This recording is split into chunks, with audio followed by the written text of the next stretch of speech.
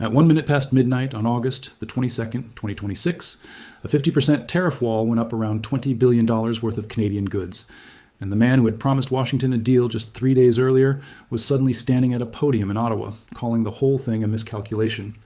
Prime Minister Mark Carney did not soften it. He looked at the cameras and said Canada had been attacked. That single word, attacked, from the leader of a country that has spent more than a century as America's closest ally, is the moment this story actually begins. Not with a tweet, not with a threat.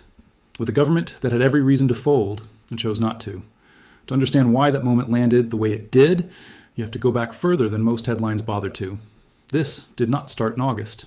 It started in the final days of November 2024, when Donald Trump, then still president-elect, announced that one of his first acts back in office would be a 25% tariff on all Canadian and Mexican goods, tied to the flow of fentanyl across the northern border.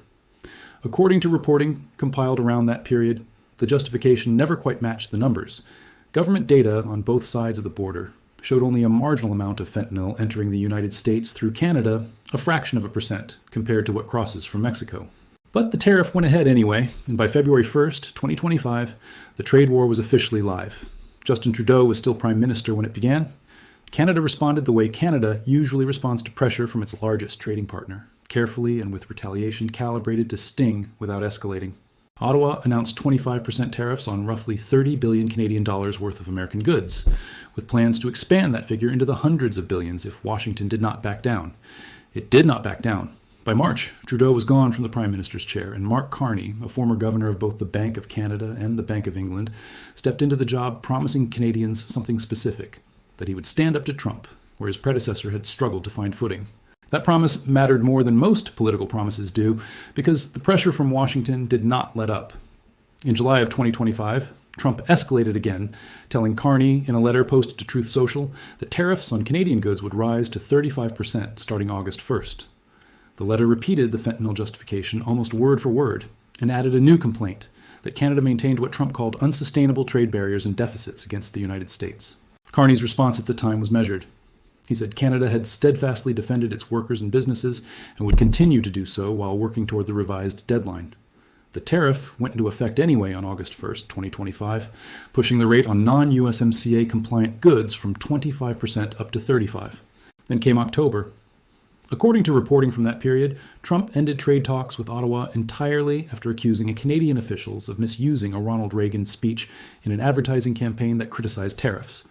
Days later, he added another 10% on top of everything already in place. Carney said Canada stood ready to resume talks.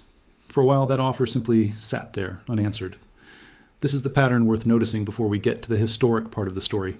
For roughly a year and a half, the relationship moved in one direction only: tariff, retaliation, tariff again. With Ottawa consistently signaling it wanted to talk, and Washington consistently raising the price of admission. That pattern broke, or at least reached its sharpest point yet, on July 20th, 2026.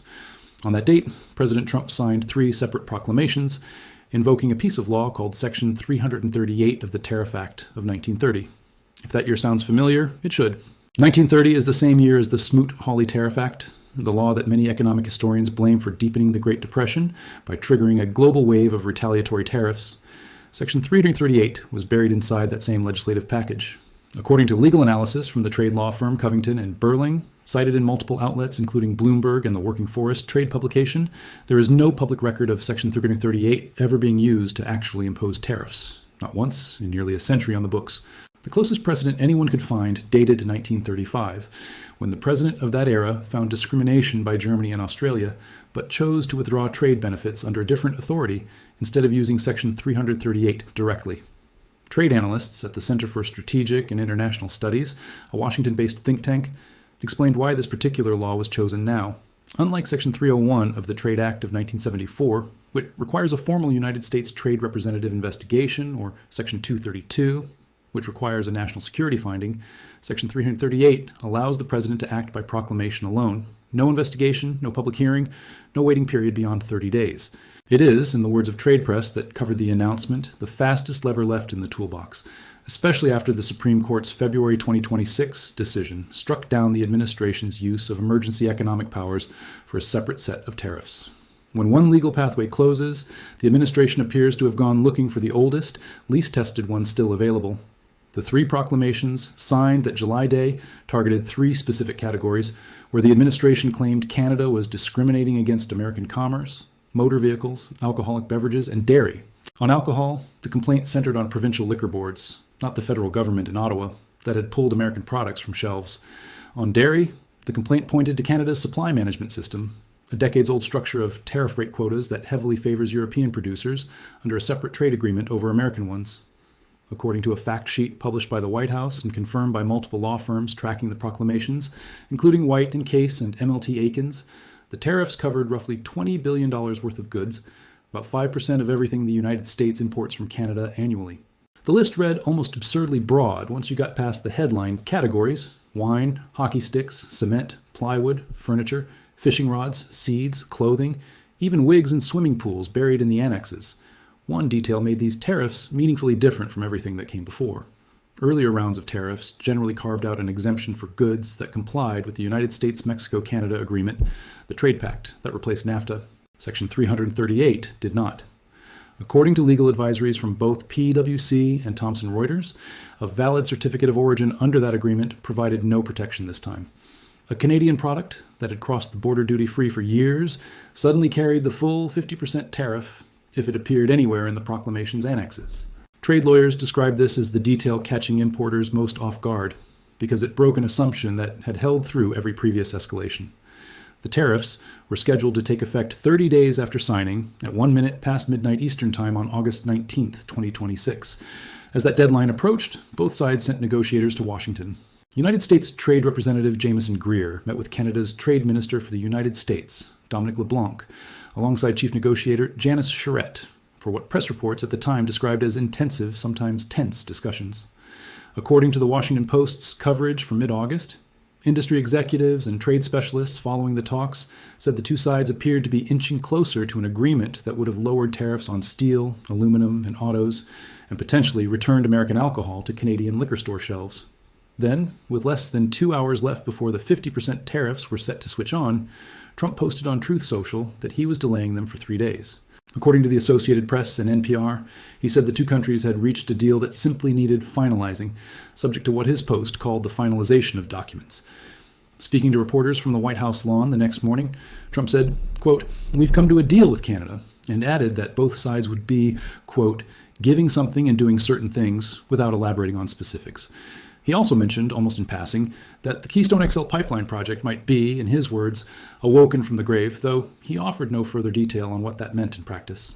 For roughly 72 hours, it looked like the story was over, that after a year and a half of escalation, Ottawa and Washington had finally found their way to a deal. That is not what happened. According to CNBC's reporting from August 21st, as the new 3-day deadline approached, Trump's tone shifted. Asked directly whether the two countries had reached an agreement that would avert the tariffs, he told reporters, quote, "I think so. We'll see." A notably softer answer than his declaration 3 days earlier that a deal already existed. At the same time, a spokesperson for Dominic LeBlanc told reporters that Canada was still working to resolve outstanding trade issues with the United States, language that suggested the finalized deal Trump had described publicly did not fully exist behind closed doors. By Friday night, August 21st, the talks had collapsed entirely. According to Axios, United States Trade Representative Jameson Greer said Canada had made last-minute demands that upset the agreement the two sides had tentatively reached earlier in the week. At a White House briefing, Greer put it bluntly, "Tonight, Canada declined to finalize the trade deal under the terms agreed earlier this week," he said, calling it a missed opportunity for Canada to partner with what he described as the fastest-growing economy in the G7. A senior Trump administration official told reporters the offer on the table would have put Canada in the best tariff position of any major exporter to the United States. Mark Carney told a very different version of the same 48 hours. In a statement posted to social media and later expanded at a press conference in Ottawa, Carney said it was the United States that had made late changes to the terms, not Canada. He announced he was suspending the negotiations outright and recalling Canada's negotiating team. In his own words, reported by Axios and NBC News, in recent days, the United States proposed new terms that were, quote, uneconomic and unfair and undermined the net benefits for Canada, and called into question the reliability of any deal. In short, he said, they asked too much and they offered too little. At 12:01 a.m. Eastern Time on Saturday, August 22nd, the 50% tariffs went into effect on schedule. There was no further extension, no 11th hour reprieve this time. According to Al Jazeera and the Associated Press, the tariffs hit roughly $20 billion worth of Canadian goods, the same list from the July proclamations: hockey sticks, wine, building materials, certain categories of clothing, cement, and dozens of other product lines buried in the technical annexes. Carney addressed the country the following morning.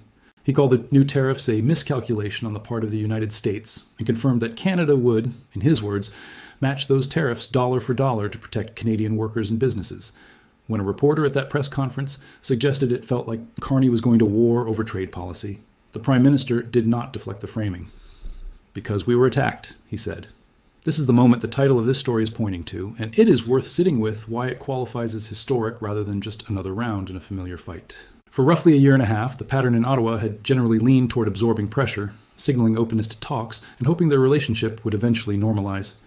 Trudeau's government retaliated, but carefully. Carney's government, in its early months, largely continued that posture, expressing readiness to negotiate even after talks were unilaterally ended in October of 2025.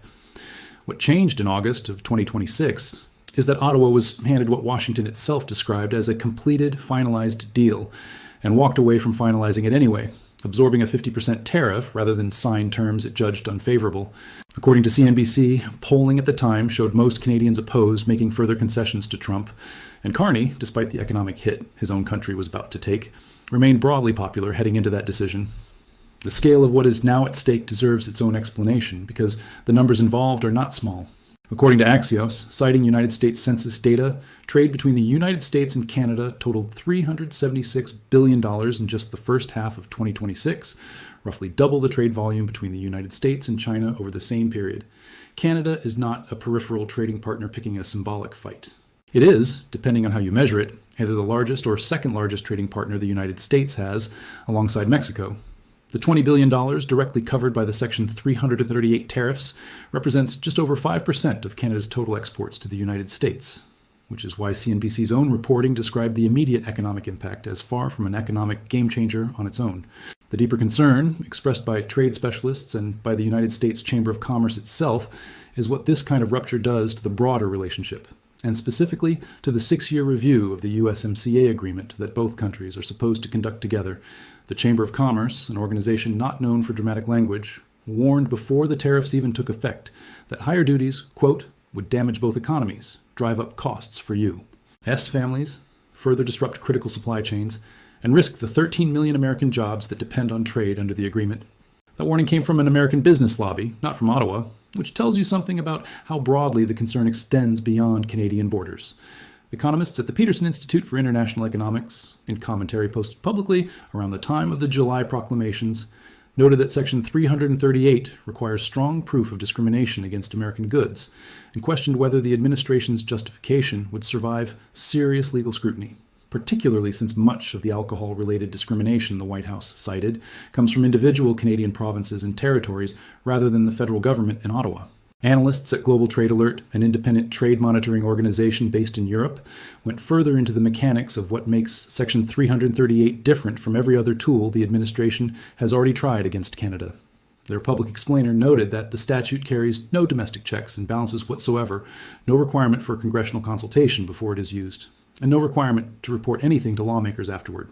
It also imposes no statutory time limit on how long the tariffs can remain in place, unlike some of the administration's earlier emergency measures, which were always framed as temporary, and critically, if a targeted country continues what the president deems discriminatory behavior. After the initial 50% duty is imposed, the law allows the president to escalate again, this time by blocking imports from that country entirely. That escalation path has not been used against Canada, at least not yet, but its mere existence in the statute is part of why trade lawyers describe the July proclamations as, in the words of one report from the tax publication SmarTrade, a genuinely new authority rather than simply an extension of tools the administration had already exhausted. It is also worth understanding why Canada specifically was chosen for this particular legal experiment, out of all of Washington's trading partners currently facing tariff pressure. According to the Center for Strategic and International Studies, Canada stands out as essentially the only country that formally retaliated against earlier American tariffs and kept retaliating, aside from China, which has largely avoided the harshest measures because of its leverage over rare earth minerals critical to American manufacturing. Brazil, by contrast, announced its own intent to retaliate around the same period after Washington imposed 25% tariffs on a range of Brazilian imports. But Brazil's retaliation had not yet translated into the kind of prolonged standoff Canada was already locked into. Using Section 338 against Ottawa in the assessment of CSIS analysts sent a deliberate message to every other trading partner watching from the sidelines that retaliating against American tariffs carries an escalating cost, and that Washington has more legal tools left in reserve than most governments assumed.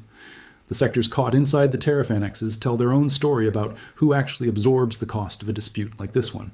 Wood products and paper manufacturers in provinces like British Columbia and Quebec found themselves swept into the alcohol-related proclamation almost as an afterthought, buried far down the list behind wine and hockey equipment.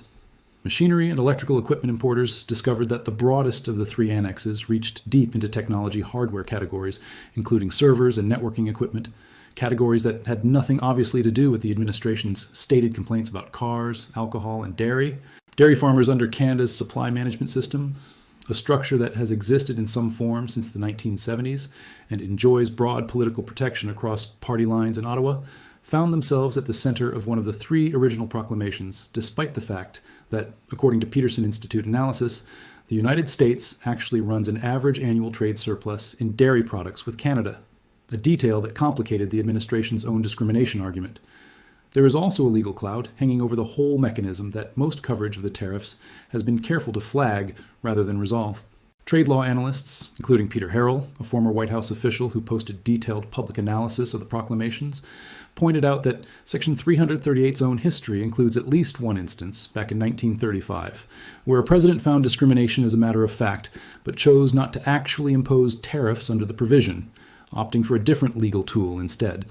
That history raises open legal questions about whether Section 338 requires a formal investigation by the International Trade Commission before a president can act, whether it has been implicitly superseded by later trade statutes passed after the creation of the World Trade Organization framework, and what the statute's vague discrimination standard actually means in a modern trading system built on preferential agreements that, by design, treat treaty partners better than non-members. Harrell's own assessment was direct, calling this yet another new legal question for the courts to work through, should the dispute end up there. Ottawa's government has leaned on some of these same arguments in its public defense of its position.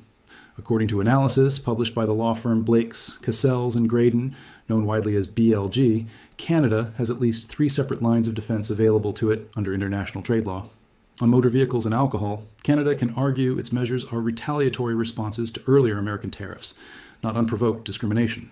On dairy, Canada can point to language within the General Agreement on Tariffs and Trade that permits preferential treatment for parties to a separate trade agreement. In this case, pointing to the more favorable terms European Union dairy producers receive under Canada's agreement with the EU compared to what American producers receive under USMCA. Whether any of that holds up in a formal dispute process is a separate question from whether it holds up politically. And for now, the political fight is the one actually playing out in public. What happens next has already been mapped out publicly by Carney's own government, giving the story a clear and verifiable next chapter rather than an open-ended guess. According to The Hill and multiple other outlets covering the Prime Minister's Saturday press conference, Canada's retaliatory tariffs will not take effect immediately. They are scheduled to begin on September 8, 2026, giving both governments a roughly 2-week window that could, in theory, still produce a negotiated de-escalation, though nothing in the public record as of this recording suggests active talks are underway. Carney described the coming Canadian response as a focused approach, concentrated specifically on steel, dairy, appliances, agricultural equipment, pulp and paper, and electronics, a deliberately narrower list than the sweeping retaliation Canada threatened back in the earliest days of the trade war in February 2025. It is worth being honest here about what remains genuinely uncertain, because a story moving this quickly has real gaps that no amount of careful sourcing can fully close yet. The USMCA review itself deserves one more layer of context, because it is the backdrop against which all of these individual tariff fights are actually taking place. The agreement, which replaced the original NAFTA framework during Trump's first term, includes a built-in requirement for the three member countries, the United States, Canada, and Mexico, to jointly review the pact roughly 6 years after it entered into force, with an option to extend it for another 16 years if all three governments agree, or to let it gradually expire if they do not. That review process was already underway in the background of these tariff disputes throughout 2026, according to trade law commentary from the World Trade Law blog, which suggested that at least part of the administration's motivation for reaching into a dormant 1930 statute was to strengthen its negotiating position heading into that review, applying pressure through tariffs while formal treaty negotiations continued on a separate track. If that reading is accurate, then the Section 338 tariffs were never purely about hockey sticks or dairy quotas in isolation, but about shaping the terms of a much larger, multi-decade trade relationship currently up for renegotiation. It is not yet clear, based on available reporting, exactly which last-minute demands from which side actually broke the deal that both sides described as nearly finished just days earlier. Washington and Ottawa have given conflicting accounts, and neither account has been independently verified against the other by a neutral source. It is also not yet clear whether the September 8th retaliatory tariffs will actually take effect as scheduled, given that the original 50% tariffs themselves were delayed once already under similar circumstances, and given trade analysts' own skepticism, expressed publicly by academics tracking the case, that Section 338 tariffs might simply become a recurring 30-day negotiating tool rather than a fixed, permanent measure. And it remains genuinely unresolved, legally, whether Section 338 itself will survive a court challenge if one is filed, since no court in nearly a century has ever interpreted the provision. Markets and financial commentators reacted to each twist in the story almost in real time, which is itself a sign of how closely this relationship is watched well beyond the two capitals directly involved. When Trump first threatened the 35% tariff back in July of 2025, Axios reported that stock futures on the S&P 500 dropped roughly 0.6% within hours of the letter being posted, a modest but immediate signal that investors treated the threat as credible rather than theater. A year later, when the far larger 50% Section 338 tariffs were first signed, trade publications tracking the wood products and technology hardware markets described pricing adjustments beginning almost immediately, well before the tariffs actually took effect, as importers on both sides of the border tried to get ahead of a 30-day countdown that everyone involved understood might not hold. That anticipatory pricing behavior, businesses moving before the deadline rather than waiting to see what happened at it, reflects just how unusual it is for two economies this deeply integrated to treat a trade rupture as a real possibility rather than a negotiating tactic that would inevitably resolve itself. It is worth placing this entire dispute inside a slightly longer arc of American trade policy toward Canada, because the current standoff did not emerge from nowhere, even setting aside the specific chain of events beginning in November 2024. Trade lawyers at the firm BLG, who say they have tracked the broader dispute since before the very first tariff proclamation was signed, drew an explicit comparison to the 2018 steel and aluminum tariffs imposed during Trump's first term, another moment when Washington used a rarely invoked legal authority against Canada, triggered a period of retaliation, and eventually arrived at a negotiated framework once both sides had absorbed enough economic pain to make a deal politically survivable. Their analysis at the time predicted the current dispute would likely follow a similar arc: unilateral measures, retaliation, some kind of remission or exemption framework, and eventually negotiation under duress. Whether that historical pattern holds this time, given how much further this particular escalation has already gone compared to 2018, is one of the genuinely open questions hanging over the September 8th deadline. Zooming out from the day-to-day whiplash of deadlines extended and then missed, there is a broader pattern worth naming plainly, because it is the through line connecting November 2024 to August 2026. The Trump administration has moved through a sequence of legal tools to impose tariffs on Canada, starting with emergency economic powers that the Supreme Court later struck down in February 2026, then moving to more conventional tariff authorities, and now reaching all the way back to a 1930 statute that predates the modern global trading system almost entirely. Each time one legal avenue has closed or proven vulnerable to challenge, a new one has been found. Canada, for its part, moved through its own sequence from Trudeau's calibrated early retaliation through a period under Carney of extended openness to talks even after Washington unilaterally walked away in October 2025, and now, in August 2026, to a government publicly refusing to sign what it judged an unfavorable deal, even knowing the immediate cost would be a 50% tariff wall going up around billions of dollars in exports. Whether that refusal proves to be a smart, principled stand or an expensive miscalculation of its own is genuinely not something anyone can answer with certainty right now, and any script claiming otherwise would be getting ahead of the facts. There's also a domestic political dimension inside Canada itself that is easy to miss if you only follow the Washington side of this story. Reporting from Al Jazeera during the same period noted that a prominent Quebec separatist figure publicly stated there would be no independence referendum while Trump remained in office, an unusual admission that suggests even Canada's internal political fault lines are being reshaped by pressure from south of the border, with some Canadian political factions apparently calculating that national unity carries more weight while an external threat looms. It is a small detail buried in wider coverage, but it underlines just how far this dispute's effects have traveled beyond tariff schedules and customs paperwork into the basic political calculations being made inside Canada's provinces. What can be said with confidence, because it is a matter of public record rather than interpretation, is that Ottawa was offered terms Washington itself called finalized, and chose not to finalize them. That is not a small thing between two countries whose economies moved $376 billion worth of goods across their shared border in just 6 months. It is the kind of decision that tends to define a relationship for years past the moment it was made. The way earlier chapters of this same dispute, the fentanyl letters, the Reagan advertisement dispute, the Section 338 revival itself, will likely be remembered as the steps that built toward this one. Before closing, it is worth being transparent about exactly where this account comes from, since a story with this many moving parts deserves that clarity. The timeline of tariff escalations from February 2025 through October 2025 draws on contemporaneous reporting from Axios, Global News, India's News and Air, and Iran's Press TV, cross-referenced against each other for consistency on dates and figures.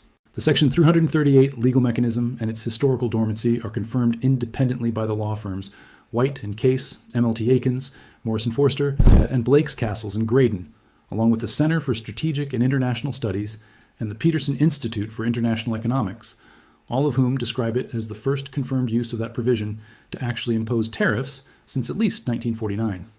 The August collapse of talks and the current state of the standoff draws directly on reporting from Bloomberg, the Associated Press, NPR, CNBC, Axios, NBC News, and Al Jazeera, all of which were publishing within days of the events described. Direct quotations attributed to Prime Minister Carney and Ambassador Greer come from their own public statements as reported by these named outlets. Where sources gave conflicting accounts of who broke the deal, the conflict has been stated openly here rather than resolved in favor of either side, because it has not actually been resolved by any independent authority as of this recording. So where does that leave things, sitting here in the immediate aftermath, with a 50% tariff wall standing between two economies that have spent generations building the most integrated trading relationship on Earth? Ottawa has made its choice, at least for now. Washington has made clear it does not consider the door closed. Both governments are pointing at a September 8th deadline that either produces a negotiated de-escalation, none of the public reporting currently anticipates, or a genuine, matched dollar-for-dollar trade war between two countries that were, less than 2 years ago, each other's closest and most predictable trading partner. Whichever direction it goes, this moment, Carney standing in front of cameras and refusing to sign, will very likely be the one historians point back to when they explain how it happened. If you want to actually follow where this goes next, rather than catching it after the fact, once the headlines have already moved on, staying subscribed here is genuinely the easiest way to do that, because this story is very clearly not finished. And the next update, whatever it turns out to be, is going to matter. There's also something worth thinking about honestly before we go, and it is not a rhetorical question. Does Canada's decision to walk away from a finalized deal look to you like principled leverage that will pay off once the dust settles? Or does it look like an expensive gamble against a much larger economy that can absorb the standoff more easily than Canada can? Reasonable people watching this closely are genuinely split on that question, and there is no obvious right answer sitting in the public record yet. For anyone who wants a deeper breakdown, the moment Canada's retaliatory tariffs actually land on September 8th, or the moment either side blinks before then, subscribing means you will not have to go searching for it days later buried under a dozen other headlines. You will simply have it the moment it is confirmed. And if this kind of grounded, sourced breakdown of how a trade dispute like this actually unfolds is useful to you, the way to make sure you see the next one is the same simple step. Hit subscribe now while it is on your mind, because stories like this one rarely resolve quickly. And the version of this dispute that exists in 3 weeks will very likely look nothing like the version that exists today. What do you think actually happens between now and September 8th? Does a last-minute call between Washington and Ottawa quietly walk this back the way it nearly did once already? Or does Canada follow through on matching these tariffs, dollar for dollar, and let the standoff run its course? Leave your honest read on it. Genuinely curious where people land on this one. Thanks for watching, and we will be back the moment this story moves again.